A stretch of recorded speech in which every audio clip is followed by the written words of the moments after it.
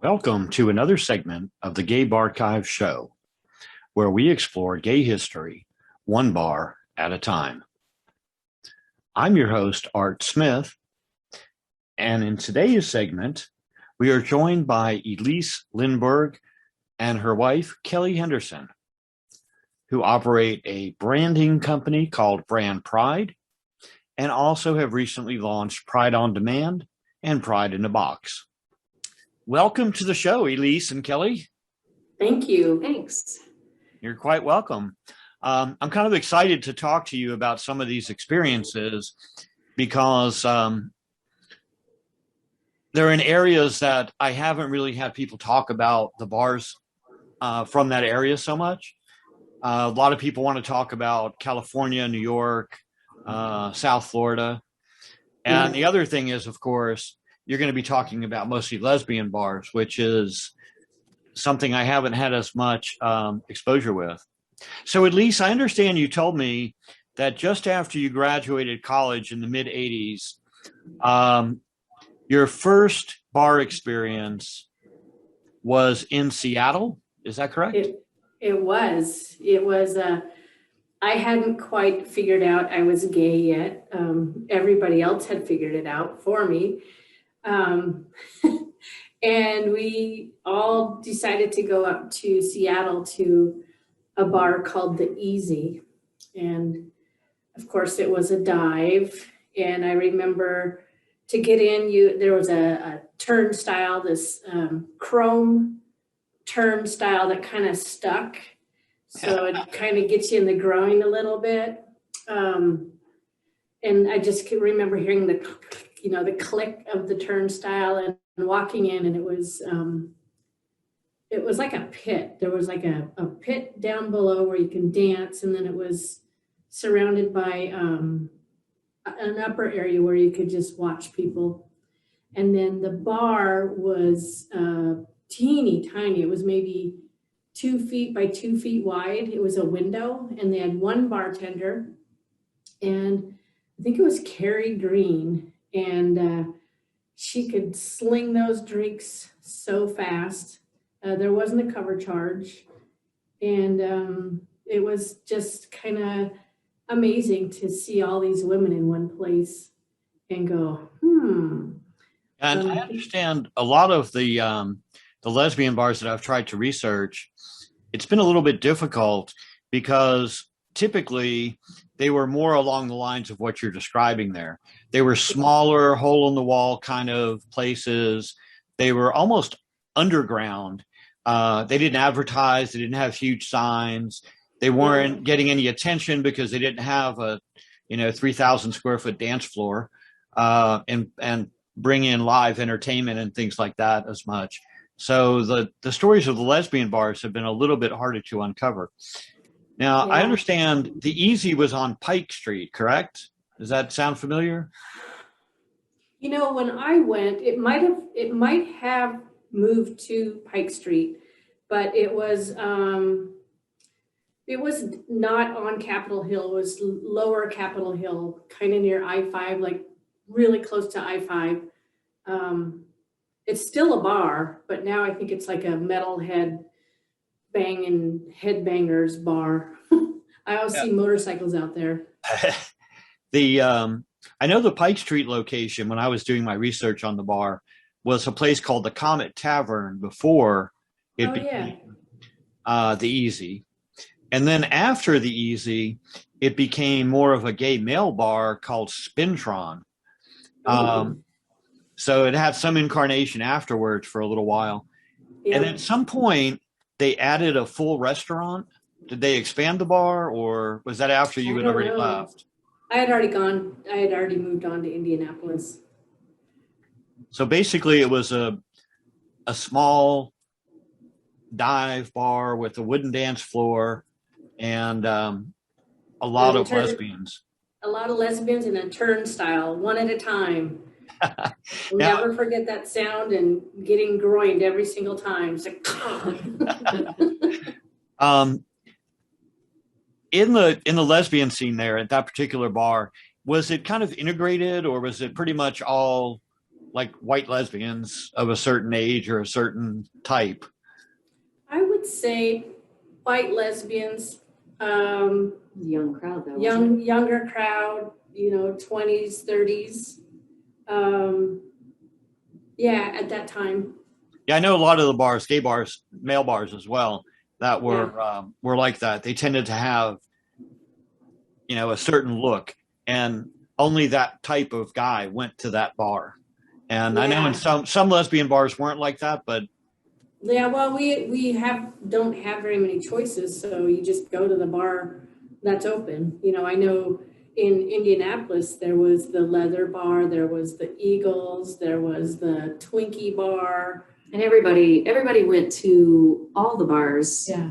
But the 10 was the bar to go to for drag shows, and that was a lesbian bar. Yeah, and it was tiny and made of cinder blocks and not marked, no windows, fire hazard. One door in, if I recall. Maybe there was another door, but you never saw it. Yep. Yeah, fire hazard. And then to get in, it was this older lesbian behind this glass that was just tough as nails, like no joking, just give me your ID and give me your money, and she wants you over. Yeah, you felt like you're going through TSA, no jokes allowed. Now the 10, were you going there in the 80s when I know you said that you and Kelli met. Yeah, we met in 91. Early 90s. Yeah, early 90s. Okay. Because some of the research online, there's a website, a blog space called Lost Women's Space.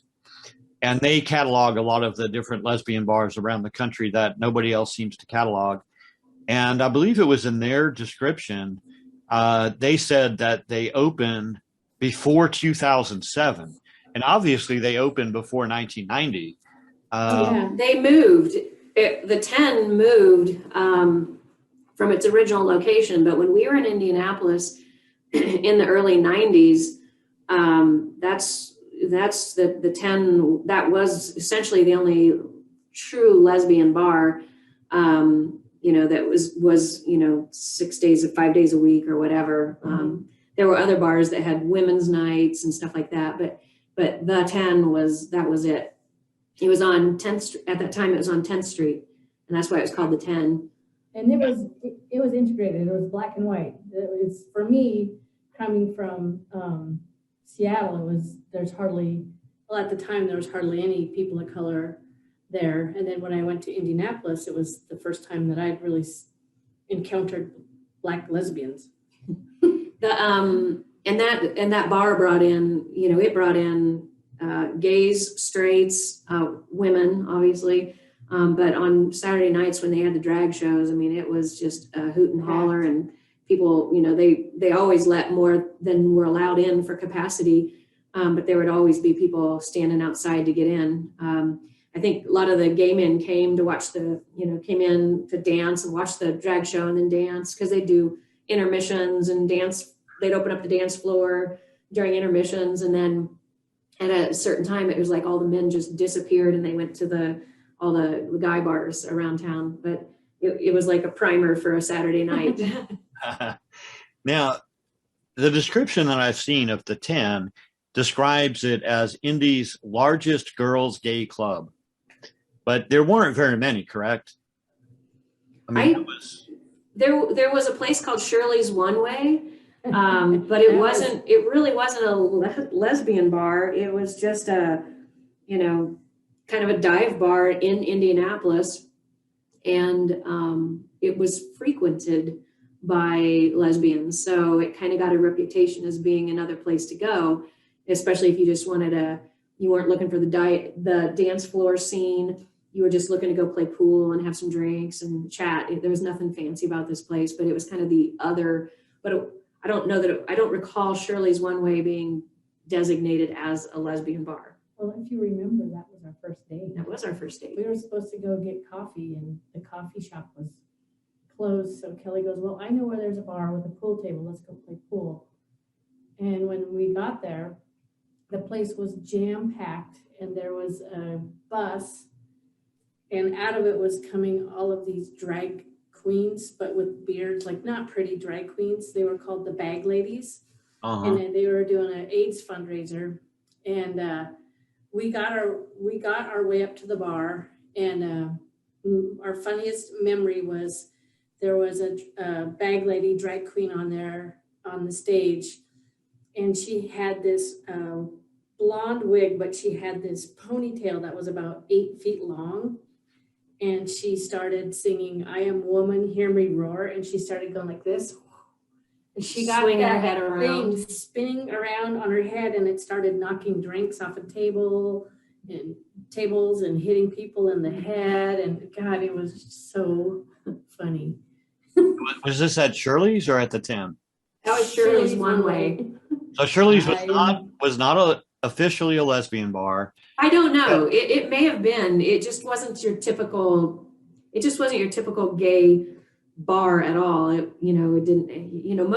Most of the bars in Indiana, and I think this is fairly common in the Midwest, but bars in Indiana, especially in Indianapolis, had they always had an area where you could go and belly up to the bar and have a nice quiet place to have drinks.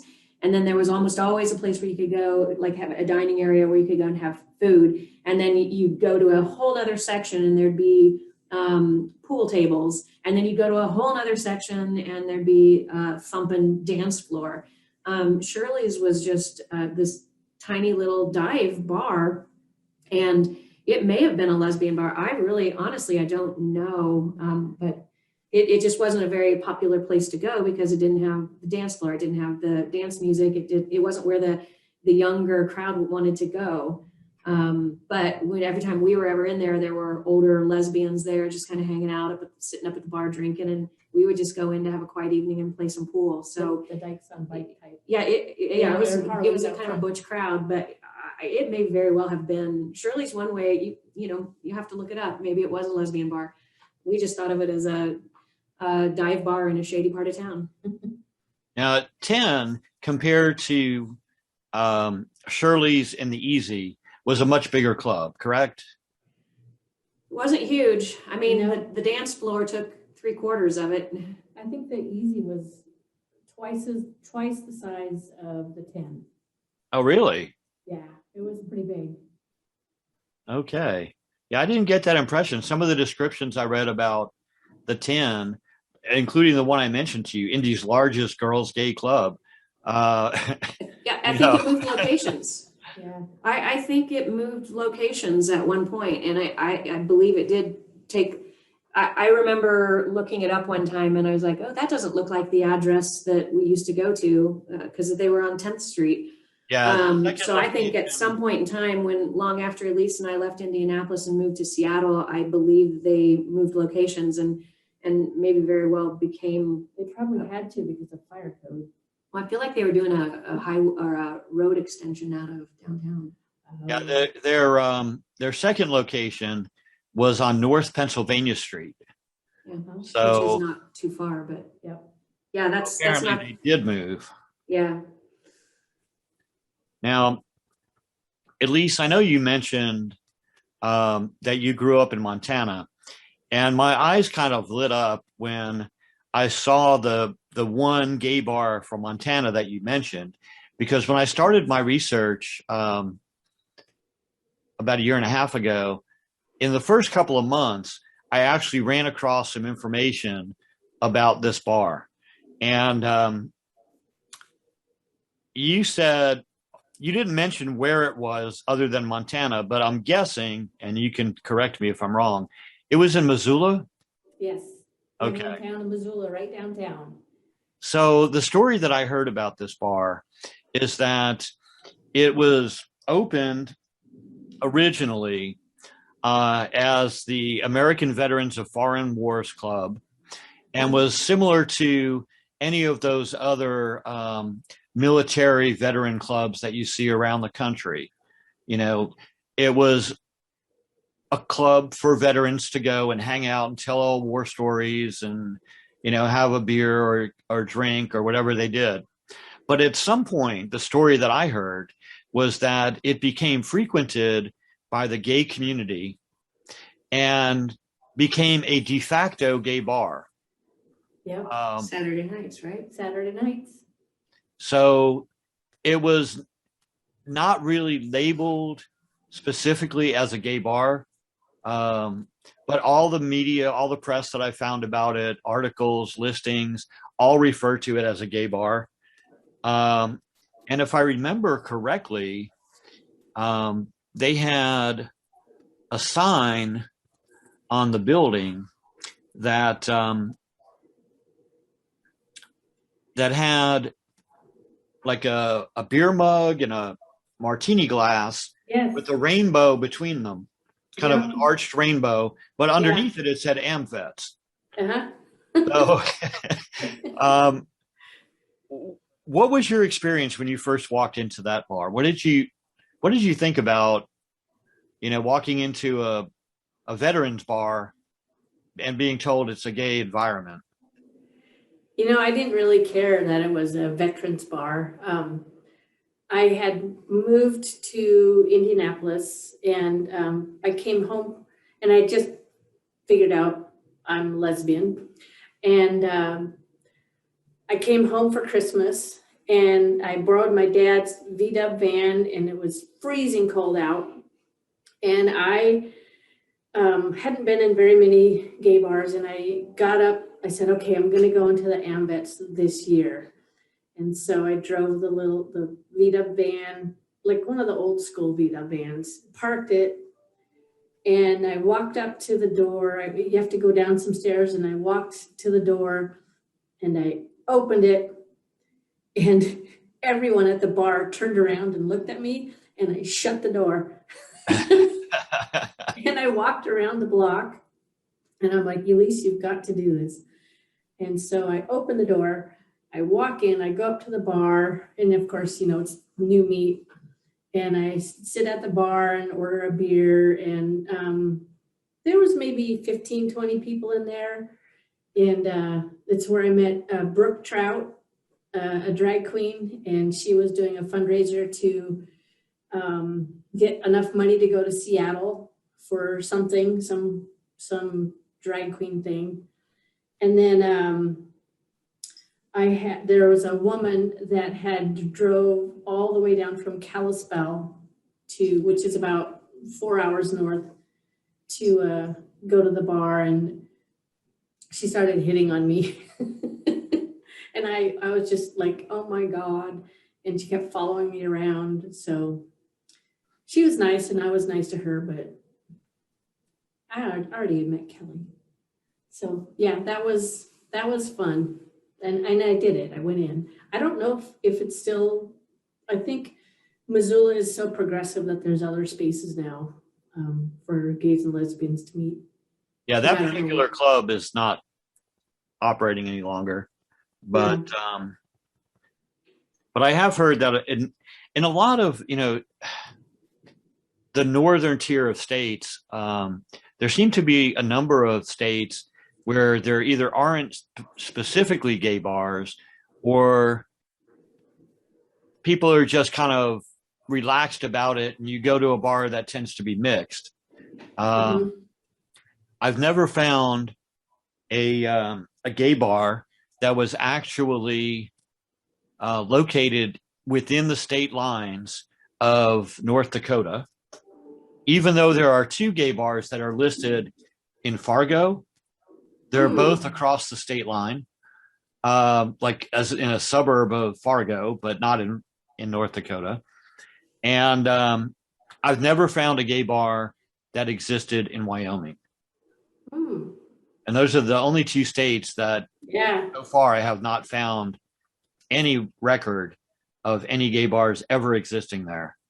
But in Montana, I understand there are several bars that are mixed but not exclusively gay.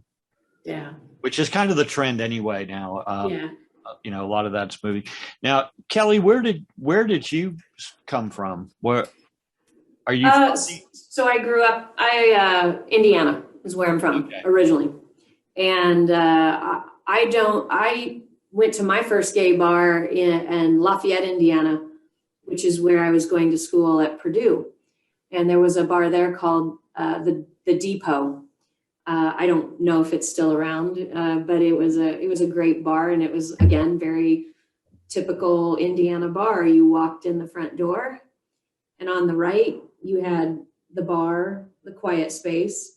On the left you had pool tables, a couple pool tables, and then you had to go up divided right up the middle. As you walk in the door, you could go up some stairs, and that's where the giant dance floor and upper bar was. But that's where I first came out and went to my first gay bar and just walked in, and I'm like, oh my God, I am home. I have found my people. I get that reaction from a lot of people. I went to my first gay bar in the late 70s, and it was kind of the same thing for me.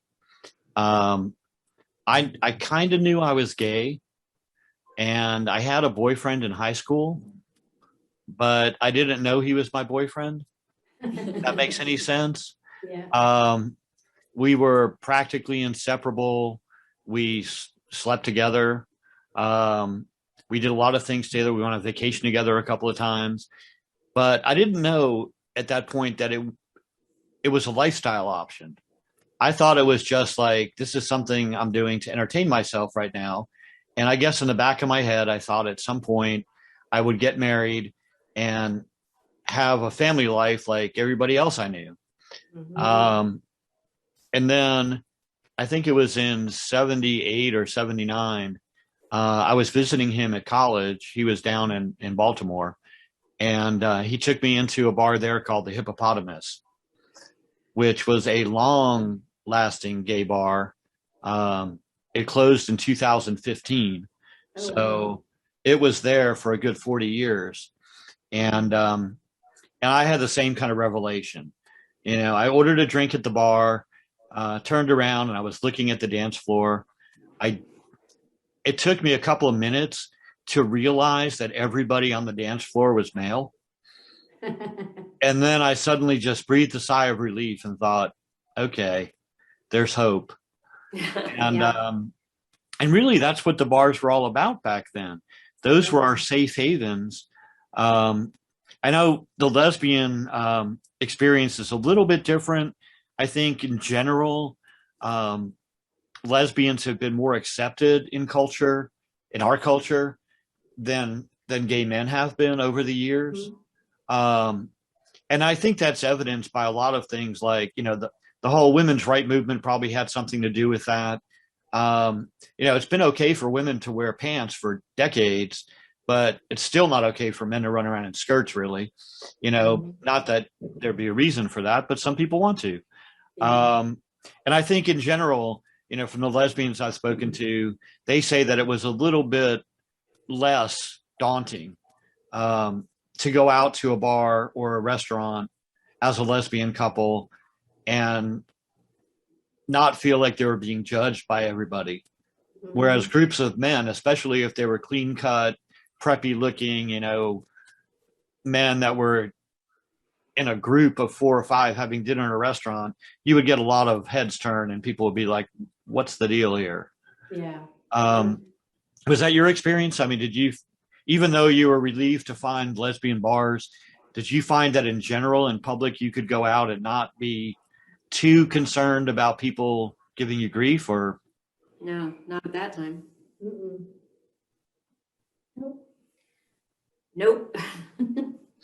so then you turned your experience around at some point, you know, after getting together and starting a relationship and having your gay bar experiences, you decided at some point that you were going to be pretty much gay 24/7. Yeah. How long did it take for you to get to that point? Like, when did you actually start your BrandPride and those other types of projects? Oh. Well, we were quite out before that. I mean, we were out. I was out to everybody at my office in Indianapolis, and that was early 90s. And I But wasn't. I wore a dress and freaking nylons. Yeah, but you weren't as open in your work environment as I No, and was. I worked for U.S. Rowing, which is a sports organization, but they demanded that we wear dresses and nylons and Yeah, but look even professional. Yeah, but even when I moved out to, when we moved out to Seattle in 1995, we were completely out as a couple. I mean, you were saying like walk, kind of walk around holding hands and stuff like that. I don't think that was something. We wouldn't have done that in Indianapolis. No, never. But in Seattle, it was like, Maybe. it was, yeah, it's gotten better over the years. Yeah, it's gotten better, but we're still talking the 90s. Yeah. Right. But yeah, but when I went to work for the Seattle Times, they were already offering partner benefits and things like that. I went to work for a company where I could be pretty authentically me. Everybody there knew that I had a partner at the time, wife.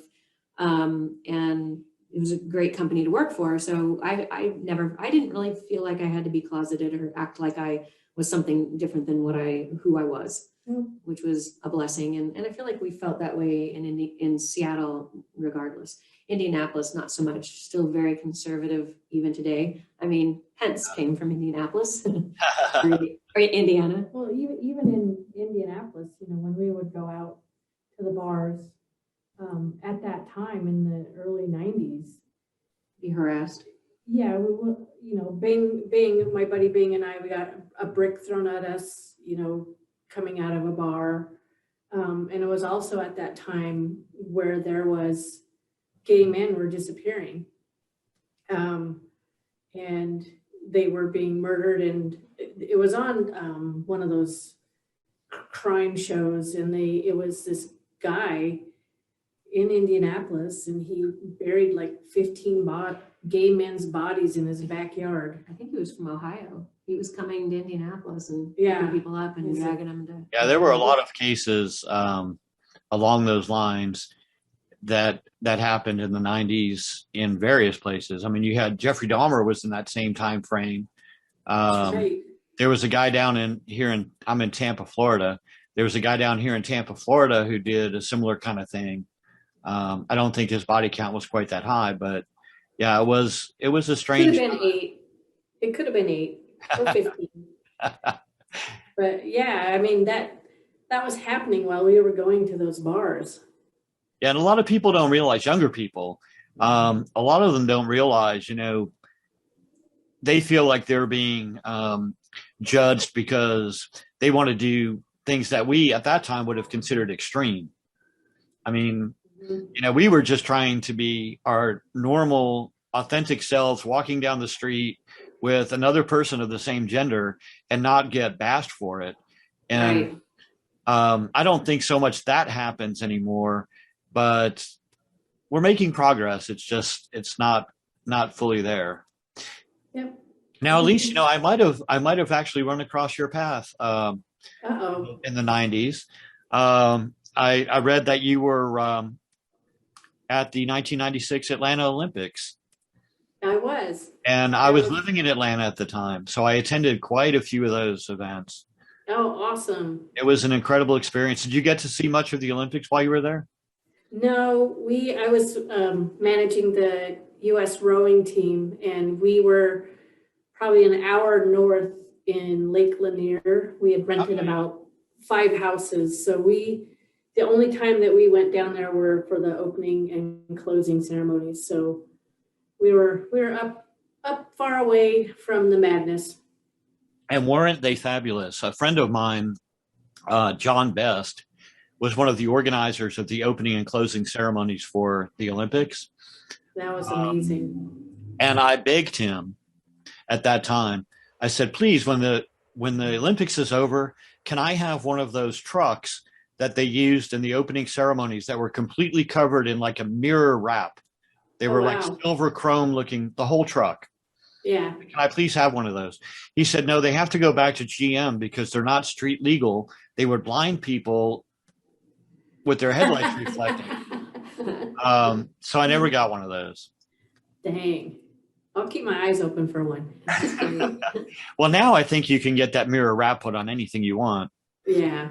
So eventually, Elise, you and Kelli started a business called BrandPride, right? We did. Yeah. Back in 2000, we started a promotional merchandise company. And we didn't really know what to name it. So one day our dog went running through the living room, and I said, gosh, he's really zippy tonight.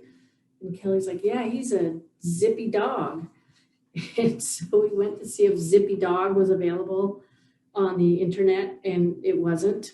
And so we put an S on it, and zippydogs.com was available, and we just took off from there and slowly built our business. And then in 2011, we got certified as an NGLCC, National Gay Lesbian Chamber of Commerce, gay-owned business, LGBT-owned business. And that opened our eyes to doing, instead of doing softball jerseys and a lot of stuff for nonprofits, which is fine.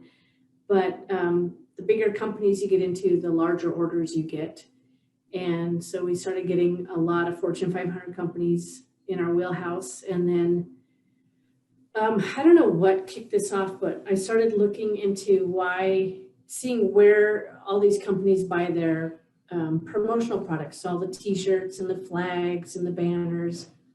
And we attended a conference, Out and Equal conference, and we surveyed a lot of the LGBT employee resource group attendees, and we asked them, what their name, their email address, what company they work for, and then a question said, where do you purchase your products for Pride?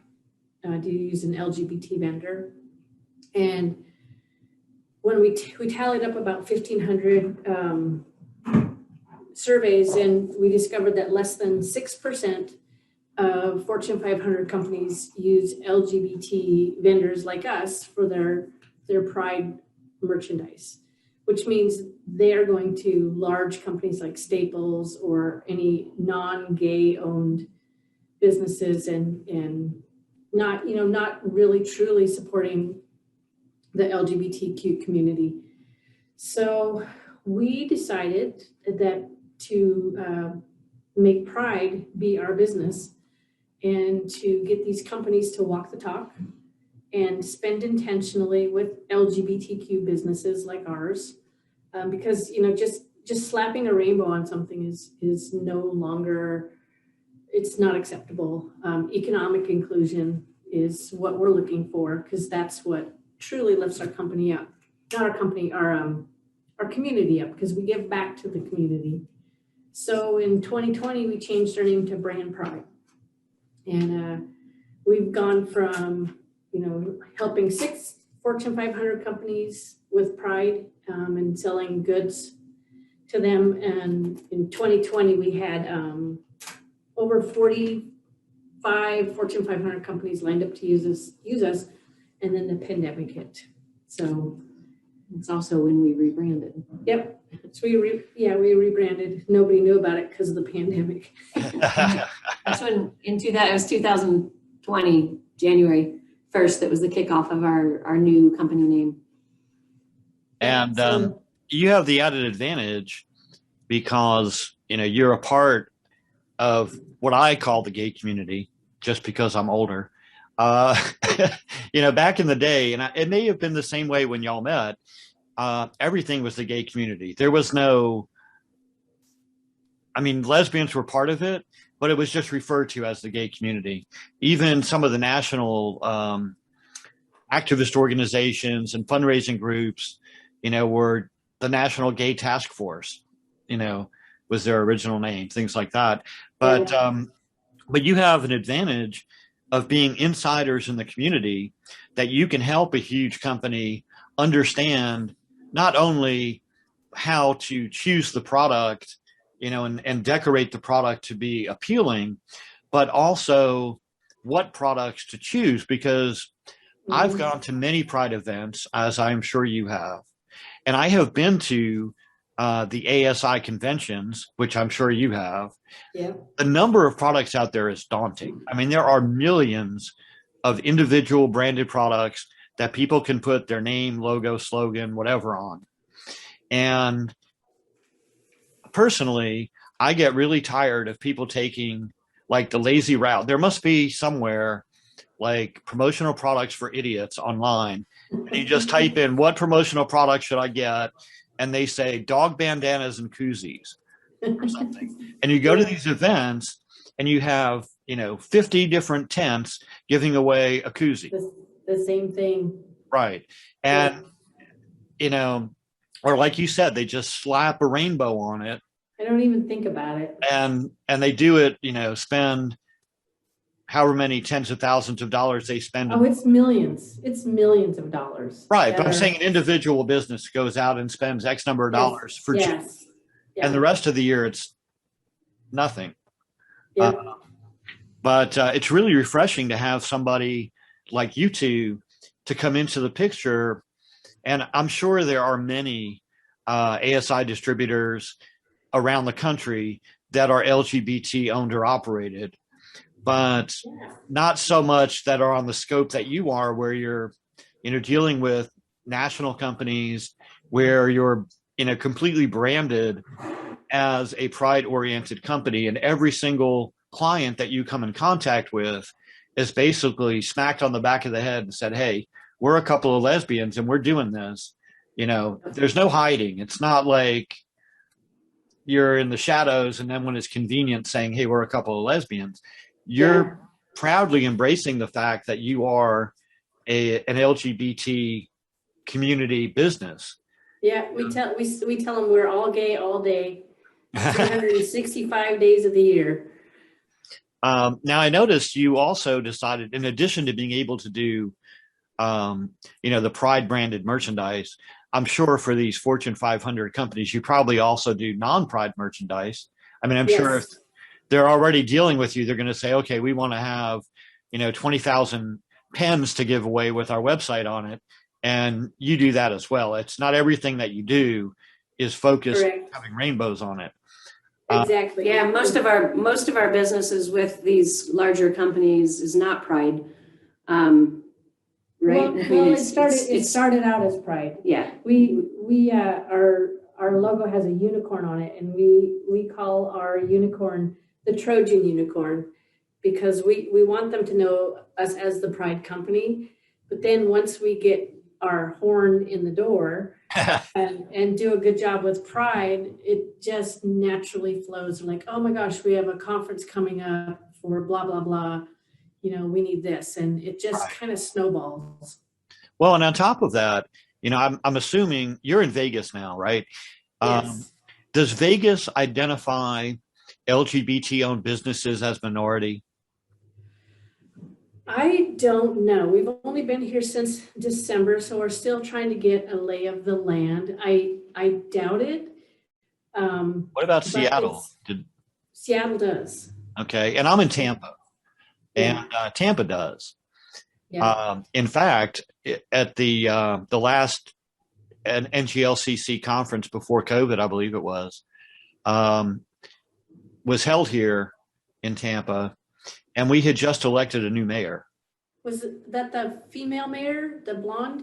Yes. Yeah, she was there. Her name is Jane Castor. I've known her for years. She was formerly the chief of police for the city of Tampa. That's right. She was the first female chief of police Tampa ever had. And she was elected mayor. Her opponent was a multimillionaire. I think he was worth $500 million. And he invested $6 million of his own money in the campaign for mayor. Wow. He only pays like $140,000 a year. But he invested $6 million in the campaign, and he lost to her by a margin of like 3-1. Oh, wow. And she's openly lesbian. Yeah, that's amazing. And she's a native of Tampa and an accomplished collegiate athlete. She still holds some basketball records at University of Tampa, where she played as an undergrad. That's awesome. But she is very, very strong proponent of it. And Tampa does recognize LGBT owned businesses as part of their minority purchasing program. And the reason I mention that is because that's another advantage for you. For anybody that operates their company, whether it's in, on a national level or a local level, if they are required as part of their structure to deal with minority businesses, you qualify as a minority business on two levels, actually, because you're also a woman-owned business, I assume. Yeah, yep. We're certified woman-owned too. So you definitely qualify for that little slice of the pie there. Yep. Now, did you start you said you rebranded to BrandPride about a year and a half ago. Is that also when you started your Pride on Demand and Pride in a Box concepts, or were they later? Just a teeny tiny bit later. We started chewing on it about mid 2020 during the pandemic. You're talking about Pride in a Box. Pride in a Box. Was Pride on Demand sooner? Mm-hmm. Yeah. So those were Wait, Pride on Demand, Print on Demand? What? Pride on Demand. Yeah, Pride on Demand. Yep. Yeah, that was in. Well, actually, that when we were talking about it, and we started having a lot of conversations around it in 2018. But it was 2000. I feel like 19, maybe 20 that we did launched. Can't remember. Maybe it was I don't know 2019 for both, Pride on Demand, but 2000 and then started offering. They're both new. Yeah, they're new. Pride on Demand is just easy print on demand Pride products that anyone can buy anytime, no setup fees, super easy.